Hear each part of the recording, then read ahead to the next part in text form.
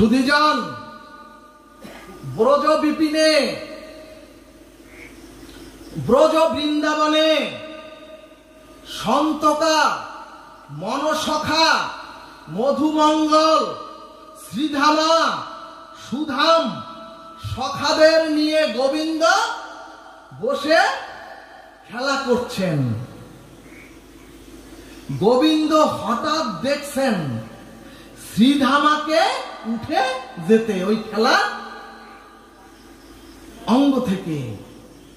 তখন গোবিন্দ বললেন, ও শ্রীধামা, কোথায় যাচ্ছিস?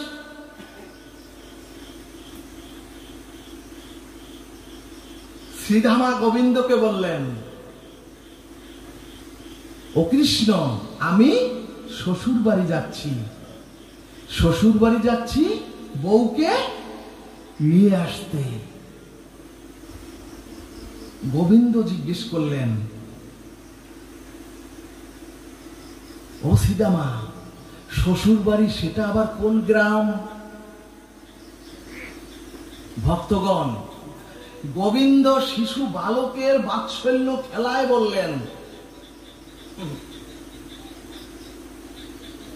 গোপাল বললেন, আমাদের তো গোকুল একটা গ্রাম, আবার আমাদের বর্ষণা তো একটি গ্রাম, তাহলে শ্বশুর বাড়ি কোন গ্রাম? তখন শ্রীধামা বললেন, হায় রে পাগল, ও গোপাল, শ্বশুর বাড়ি কি গ্রাম হয় নাকি? তখন গোবিন্দ বললেন, তাহলে তাহলে আমাকেও শ্বশুর বাড়ি নিয়ে চল। ও শ্রীধামা, আমিও শ্বশুর বাড়ি যাব। সুধীজন, গোবিন্দ সমস্ত ঐশ্বর্য ভুলে, গোবিন্দ তার ভগবানত্ব ভুলে, গোবিন্দ সখ্য রসে, বাৎসল্য বালক লীলায়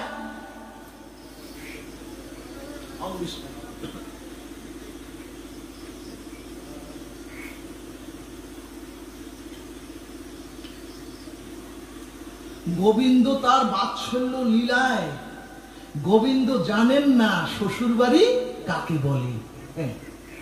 তখন শ্রীধামা বললেন, শোন বন্ধু, শোন সখা, শোন, যেমন বাবার বাড়ি, আবার আমার মা যেখানে জন্মেছে সেটা হচ্ছে মায়ের বাড়ি বা মামা বাড়ি। আবার যে বাড়ি আমি বিয়ে করি বা মানুষ যে বাড়ি বিয়ে করে সেটা হচ্ছে শ্বশুর বাড়ি। কি বাবা, কষ্ট হচ্ছে নাকি? 15 মিনিট দিতে হবে। সেটা হচ্ছে শ্বশুর বাড়ি। তখন গোবিন্দ বললেন, বিয়ে করে আমিও শ্বশুর বাড়ি যাব। শ্রীধামা বললেন, তুই এতটুকু নান্য বালক, তুই এখন কিভাবে শ্বশুর বাড়ি যাবি? তাহলে তুই তোর মার কাছে যা, মার কাছে গিয়ে বল তোকে বিয়ে করাবে, তখন তুই শ্বশুর বাড়ি যাবি। দৌড়াতে দৌড়াতে ছোট গোপাল ছোট ছোট পায়ে নন্দালয়ে গিয়ে দেখেন মা নারায়ণ সেবায় তুলসী ফুল জল দিচ্ছেন। গোবিন্দ মায়ের হাতটা ধরে ফেললেন, ও মা, নারায়ণ চরণে তোমার কোনো ফুল জল ভক্তি করতে হবে না, আমাকে কোলে নাও। কোলে বসলেন, কোলে বসেই বললেন, এগুলি আমার কাছে দাও আর আমার কথা শোনো, আমাকে বিয়ে করাও, আমি শ্বশুর বাড়ি যাব। মা বলছেন, ওরে, তোরে আমি এখনো স্নান করাই, তোর অঙ্গ সব আমি সব পরিষ্কার করে দেই, আমি তোকে এখনো খাইয়ে দেই।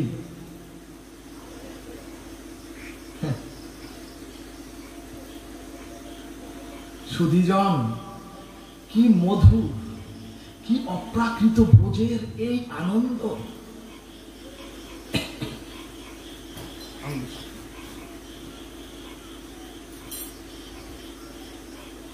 তখন মা গোপালের কপালে চুম্বন এঁটে বললেন, আচ্ছা গোপাল, তোর কেমন মেয়ে পছন্দ? ভক্তগণ যেই বলেছে কেমন মেয়ে তোর পছন্দ, অমনি গোপাল মায়ের কোলে বসে চোখ মদন করলেন।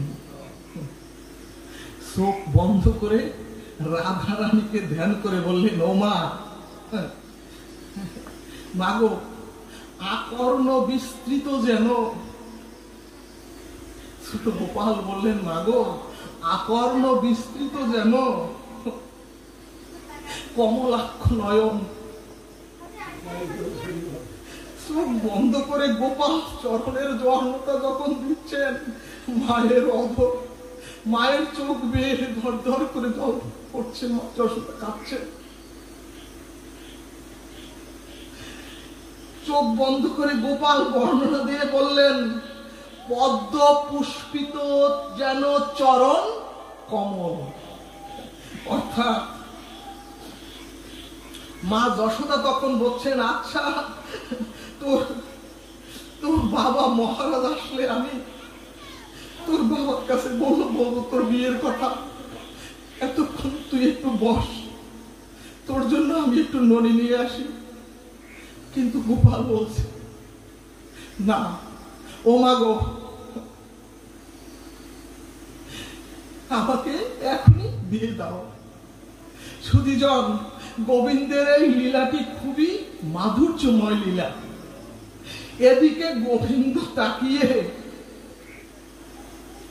এদিকে এই কথা বলতে বলতে গোপাল তাকিয়ে মায়ের কোলে বসে দেখে শ্রীধামা তার বউকে নিয়ে তার আঙ্গিনার দিকে আসিতেছে।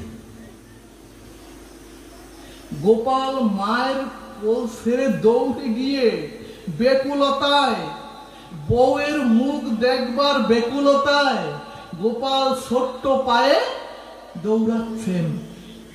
সুধীজন, শ্রীধামার স্ত্রীর নাম ছিল মাধবী।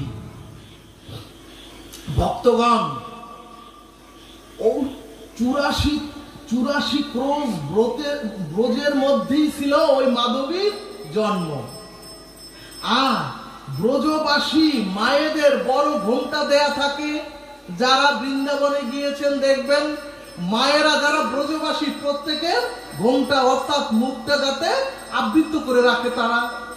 এই জন্য মাধবীর মা মাধবীকে বড় ঘোমটা দিয়ে, ঘোমটা পরিয়ে মা মাধবীর কানে কানে বললেন, শোন মা মাধবী, ওরে আমার জামাইয়ের বন্ধু কানাই আছে না, ওরে আমার জামাইয়ের যে বন্ধু, সীতামার যে বন্ধু একটা কানাই আছে, ওই কানাই নামে যে থাকে বৃন্দাবনে, খবরদার ও মাধবী, ওই শ্বশুর বাড়ি জামাই সহ সকল কি সেবা করবি, শ্বশুর বাড়ির সকল কি উপযুক্ত সম্মান দিবি, কিন্তু কোনদিনও তুই ওই কানাই ভুলেও ওই কানাইয়ের মুখ দেখবি না। তখন মাধবী মাকে বলল, ও মা, মা গো, কে সে কানাই এবং কানাইয়ের মুখ দেখলে আমার কি হবে? সুধীজন, তখন মাধবীর মা বলল, ওরে, ওই শব্দটা, ওরে, যদি কানাইয়ের একবার মুখ কেউ দর্শন করে, ওরে যদি কেউ একবার কানাইয়ের মুখ দেখে, ওরে তুই যদি কানাইয়ের মুখ একবার দেখিস, তাহলে তোর আর সংসার করা হবে না। ওরে তুই যদি একবার ভুল ক্রমেও কানাইয়ের মুখ দেখিস, তাহলে তোর আর স্বামীর ঘর করা হবে না। মাধবী বললেন, কেন মা? কানাইয়ের মুখ দেখলে এমন হবে কেন? মা বললেন, ওরে মা, ওরে মারে, ওরে মাধবী, যে একবার কানাইয়ের মুখের দিকে তাকায়, যে একবার কানাইয়ের মুখের দিকে তাকায়, তার স্ত্রী ধর্ম, তার কোন দেহ ধর্ম, তার কোন সংসার ধর্ম, তার কোন পতি ধর্ম আর থাকে না। বড় বড় রাধা কৃষ্ণ প্রীতি প্রেমানন্দে।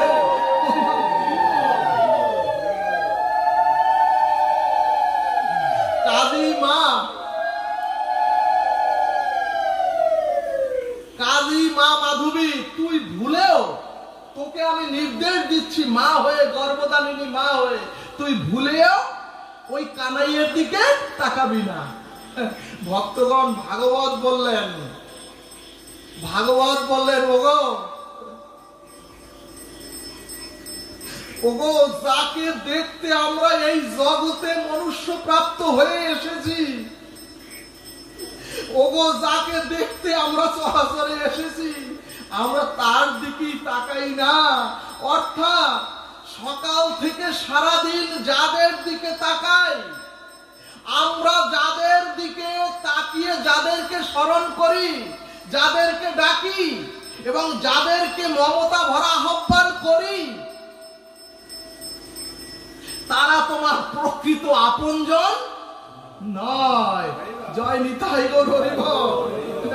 এজন্যই কবি বললেন, কবি বললেন, আমার হিয়ার মাঝে লুকিয়েছিলে, আমি দেখতে তোমায় পাইনি, আমি বাহির পানে চোখ মেলেছি, হৃদয় পানে চাইনি। অর্থাৎ আমাদের মনের মাধুরী মিশিয়ে ওই সচ্চিদানন্দ ভগবানের প্রেমময় বিগ্রহ আমরা দেখি না। আমরা মালা জপি, মালার গুটি স্মরণ করি, দেখি কয়টা শেষ হয়েছে, কিন্তু অনুরাগের দিকে দৃষ্টি নাই। ভক্তগণ, সীতামা তার বউকে বললেন, ওগো মাধবী, আমার বন্ধু কানাইয়া এসেছে, ওগো কানাইকে দেখলেই তোমার। শ্রীধামা তার বউকে, স্ত্রীকে বলছে, ওগো দেখো আমার বন্ধু কানাইয়া এসেছে, আর যদি তুমি একবার কানাইয়ের মুখ দর্শন করো তাইলে তোমার জীবন ধন্য হয়ে যাবে। ওগো, এই কথা শুনে মাধবী আরো এক হাত ঘোমটা টেনে দিল, কারণ মায়ের আদেশ তো। এদিকে কানাই বলছে, কিরে সিধামা, কিরে সিধামা, তুই তো বলে গেলি তোর বউকে আমাকে দেখাবি। ও সিধামা, এখন বউকে একটু দেখা। সিধামা বলছে, কি গো মাধবী, তোমাকে যে বারবার বলছি মুখটা দেখাও আমার কানাইকে। সুধীজন, মাধবী বললেন সরাসরি, আমি তোমার বন্ধুর মুখ দর্শন করব না। ভক্তগণ, যেই বলেছে কানাইয়ের মুখ দেখব না, সাথে সাথে ছোট নান্য বালক গোবিন্দের চোখ বেয়ে দরদর করে জল পড়তে শুরু করলো। ভাগবত বললেন, কেন গোবিন্দ নয়ন ভোলানো, গোবিন্দের ওই নয়ন ভোলানো মনোহর মূর্তি নিয়ে এই চরাচরে এসেছে তোমরা জানো?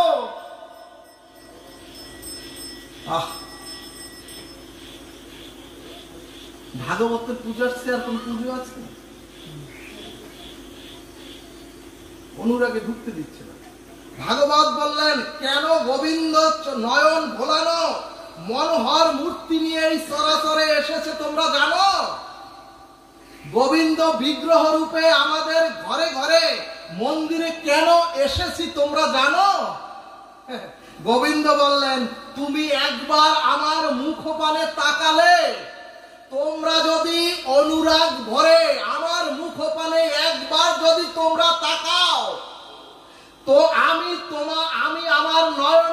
মধ্যে দিয়ে আমি গোবিন্দ বলছে আমি আমার নয়নের মধ্য দিয়ে তোমাকে চিরকালের জন্য আমার করে নেব। জয় নিতাই গৌর হরিবল। তখন কান্না জড়িত কানাই বলল,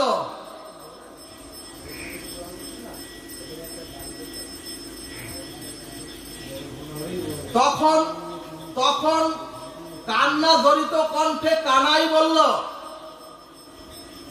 ও মাধবী, আমাকেই দেখবে না? তবে শোনো মাধবী, তুমি আমাকে আজ দেখলে না। ও মাধবী, তুমি আজ দেখলে না আমাকে। আমি আজ প্রতিজ্ঞা করে বলছি, ভগবান বলছেন ওই নান্য বালক, আমি আজ প্রতিজ্ঞা করছি একদিন আমাকে দেখবার জন্য হাহাকার করতে হবে, তোমাকে ছটফট করতে হবে। একদিন তোমাদের চিৎকার করে কান্না করে আমাকে দেখতে পাবে না। বলো না গো রাধে রাধে। এই বলেই কৃষ্ণ ওই ছোট গুটি গুটি পায়ে গৃহের দিকে চলে গেল। এদিকে শ্রীদামা খুব ব্যথা জড়িত কণ্ঠে মাধবীকে বলল, কেন এমন করলে মাধবী? তখন মাধবী বলল, মা দেখতে তো বারণ করেছে কানাইকে। ভক্তগণ, পরের দিন শ্বশুর বাড়ির প্রথম প্রহর ঘুম থেকে উঠে সমস্ত বৃন্দাবনবাসীর মুখে মুখে শুনতেছে একই কথা, কৃষ্ণ কার ননি চুরি করলো, কৃষ্ণ কি পীতবরণ বস্ত্র পরিধান করলো। এখানে ভাগবত বললেন, আপনিও যদি নিরন্তর স্মরণে মননে, যদি গোবিন্দকে স্মরণে মননে রাখেন, কৃষ্ণ আপনাকে আত্মসাৎ করবেই, রাধারানীর ভিতরে প্রবেশ করে নেবেই। জয় নিতাই গৌর হরিবল। এজন্যই মাধবী প্রভাতে যাকে দেখে তার কাছে মাধবী কানাইয়ার গুণকথা শুনতে থাকে তার দুই কর্ণে। একটু এগিয়ে যেই সখী, একটু এগুলো সামনে, তখন সখীগণ বলছে, ওগো সখী, এই পীতবরণ করেছে আজ আমার গোপাল। ওগো সখী, আজ ত্রিভঙ্গ মুরালি ধারীকে যে না দেখলো, ওগো বৃন্দাবনের সখীরা বলছে, ব্রজগোপী কাকে বলে? সুধীজন, ব্রজগোপী আর এক ব্রজগোপীকে বলছে, ওগো আজ কানাইয়া ত্রিভঙ্গ মুরলী ধারীকে তোমরা কি পীতবরণ করতে দেখলে? তার যে দেখলো না, তার নয়নি বৃথা, তার জীবনটাই বৃথা। এটা মাধবী শুনে যতই কানাইয়ের কথা শোনে, আর মাধবী ফুপিয়ে কাঁদতে থাকে। কাঁদতে সারাটা রাত্র যখন কাঁদলো আর গোবিন্দকে স্মরণ মনন করলো, তখন গোবিন্দ যখন স্মরণ মননে গোবিন্দকে দেখার জন্য ব্যাকুল হলো, যখন প্রাণ গোবিন্দকে দেখার জন্য ব্যাকুল হলো মাধবী, এবং চিন্তা করতে করতে মাধবী যখন প্রেমাশ্রু ঝরতে লাগলো সারাটা রাত্র, তখন গোবিন্দের করুণা হলো। এবং গোবিন্দের আবেশী খুব ভোরে, আবেশযুক্ত হয়ে খুব ভোরে মাধবী একটি কলসি নিয়ে যমুনায় জল আনতে গেলেন। সুধীজন, ওই যে সারা রাত্র গোবিন্দের জন্য স্মরণ মননে মাধবী অশ্রু বিসর্জন করেছেন, এতে গোবিন্দের যে ভাবনা ভেবেছেন, সারাটা রাত্র চোখ দিয়ে যে প্রেমাশ্রু ধরেছে, তাতে গোবিন্দের ভগবান ভক্তের জন্য গোবিন্দের হৃদয়ে করুণা এলো। এবং গোবিন্দ বলেছিলেন, গোপাল বললেন, আমি বলেছিলাম আজ যদি মুখ না দেখো মাধবী, একদিন চিৎকার করে কাটতে হবে, একদিন হাহাকার করতে হবে, শুধু আমার বদনটি একবার দেখার জন্য, আমাকে পাওয়ার ভক্তগণ, মাধবী যখন যমুনায় জল ভরে খরা তুলতে যাবে, যখন মাধবী জল ভরে খরা তুলতে যাবে, তখন দেখে যমুনার বক্ষে সেই মুরলীধারী ময়ূর শিখ পুঞ্চ মস্তকে উজ্জ্বল জ্যোতি কিরণ সুগন্ধময় হয়ে দাঁড়িয়ে আছেন যমুনা পুলিনে। জয় জয় ভগবান শ্রীকৃষ্ণ প্রেমানন্দে, হরি হরি বলবান। ভক্তগণ, বিশ্রাম কথা হলো, বিশ্রাম কথা হলো, হে দয়াময়, হে দয়াল, যে সেই যমুনা পুলিনের ভব নৌকায়, সেই যমুনা পুলিনের ভব নৌকায় আমরাও তো একদিন সকলেই উঠব। তখন আমাদের কান্ডারি,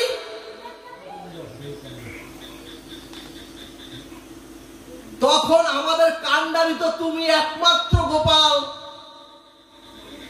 হে প্রভু, শেষের দিনে তোমার নৌকায় যেদিন উঠব, সেদিন ওপারের পার ঘাটে নিয়ে যাওয়ার জন্য আমাদের তুমি দেরি করো না, সেদিন আমাদের দেরি করো না। গৌর ভক্তবৃন্দ, আমাদেরও চাওয়া, হে দয়াল, হে দীনবন্ধু, হে পতিত পাবন, আমাদেরও সাধন ভজন নাই, আমাদেরও ভক্তি নাই, আমাদেরও তোমার কাছে আজ এই ভক্ত আসরে আরজি করে রাখলাম, যেদিন আমরাও তোমার ভব নৌকায় পার হব, সেদিন হে দয়াল, হে রাধে, সেদিন আমাদের কাছেও তুমি কোনো করি চেয়েও না। বলমন রাধা কৃষ্ণ প্রীতি প্রেমানন্দে, হরি হরি বলমন।